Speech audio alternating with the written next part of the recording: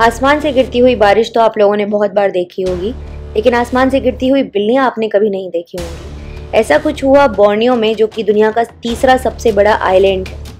क्या हुआ यहाँ पर? यहाँ पे अचानक से बहुत ज़्यादा मच्छर का जो पॉपुलेशन था वो बढ़ने लगी, और उसके कारण जो मलेरिया था वो बहुत ज़्यादा फैलने लगा। अब मलेरिया को कंटेन करने के लिए यहाँ के जो लोग थे उन्होंने WHO से कंसल्ट किया। WHO ने उन्हें सजेशन दिया कि आप लोग DDT का छिड़काव करवा दीजिए। DDT का बहुत बड़े पैमाने पर यहाँ पर छिड़काव करवाया गया और देखा गया कि जो मच्छर थे उनकी डेथ होने लगी। लेकिन अब मच्छरों को खाती थी वहाँ पर रहने वाली छिपकली लिजर्ड, जिनको कि हम गेको के नाम से जानते हैं। ये गेको मच्छरों को खाती थी। अब धीरे धीरे ये जो DDT था जो कि मच्छरों में प्रेजेंट था, वो लिजर्ड्स में या गेको में ट्रांसफर होने लगा।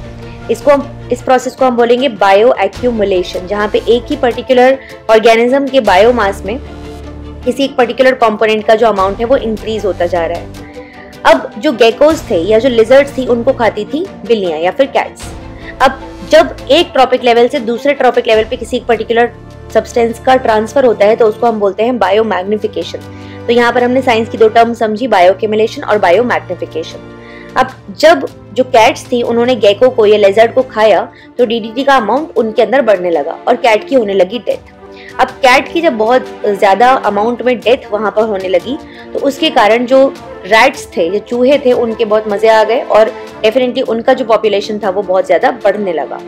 अब रैट की पॉपुलेशन बढ़ने से क्या प्रॉब्लम हुई? दो चीजें। पहला, वहां पर प्लेग फैलने लगा। दूसरा, वो जो फार्मलैंड्स थे उनके किसानों के खेत थे उनको वो डिस्टर्ब करने लगे, उनको वो खराब करने लगे। तो अब पहले वो मलेरिया से परेशान थे वहां के लोग, फिर वो प्लेग और इन सब चीजों से परेशान हो गए।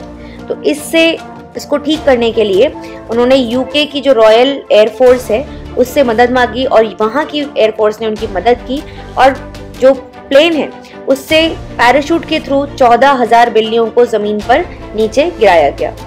अब ये जो कैट थी जब ये नीचे आई तो उन्होंने फिर रैट की पॉपुलेशन को कम किया और फाइनली फिर वहां के लोगों को ये सारी प्रॉब्लमों से जितनी प्रॉब्लम्स थी उनसे आज़ादी मिली।